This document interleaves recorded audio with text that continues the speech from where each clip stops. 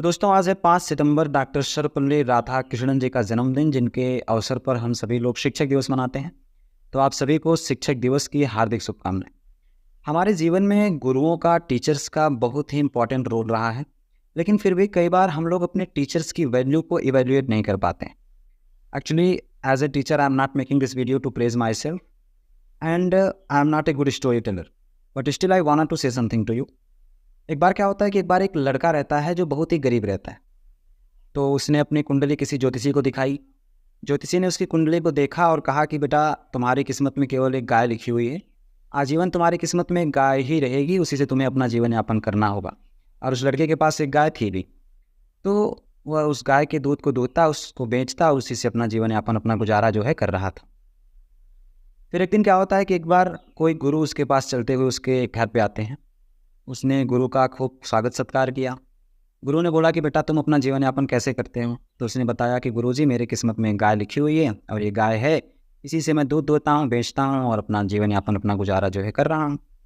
तो गुरु ने कहा कि एक काम करो बेटा, इस गाय को बेच दो। तो लड़का बोलता है कि क्या बात कर रहे हैं आप, एक ही तो गाय किस्मत में लिखी हुई है, वो भी आप कह रहे हैं बेच दो, उसी से मेरा जीवन यापन चल रहा है, अब मैं कैसे खाऊंगा?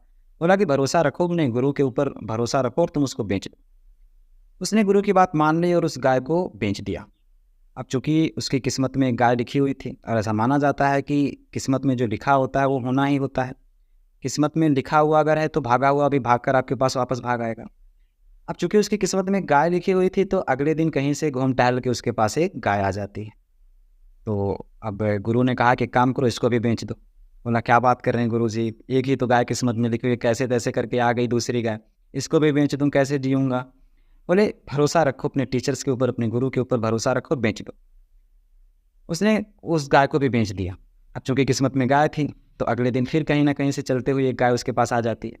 गुरु बोले उसको भी बेच दो। इस तरह से 3, 4, 5 गायें आती गईं, चूँकि किस्मत में थी तो आती गईं, और गुरुजी उसको बेचवाते गए, उसको बेच दिया गया। अब जो इस दुनिया के क्रिएटर माने जाते हैं ब्रह्मा जी, अब वो इस सारी घटना को देख रहे हैं और वो सोच रहे हैं कि इस तरह से अगर ये गुरु रोज़ एक एक गाय को बेचवाता जाएगा तो मैं इतनी गायों का अरेंजमेंट कहाँ से करूँगा, कहाँ से मैं रोज़ एक नई नई गाय लाता रहूँगा। ब्रह्मा जी हो गए बहुत परेशान। उन्होंने गुरु जी के सामने वो प्रकट हुए और बोले कि गुरु जी, ये क्या कर रहे हैं आप, बताइए, रोज़ इसकी एक एक गाय को बेचवा रहे हैं, हम रोज़ एक एक नई गाय कहाँ से लेके आएंगे?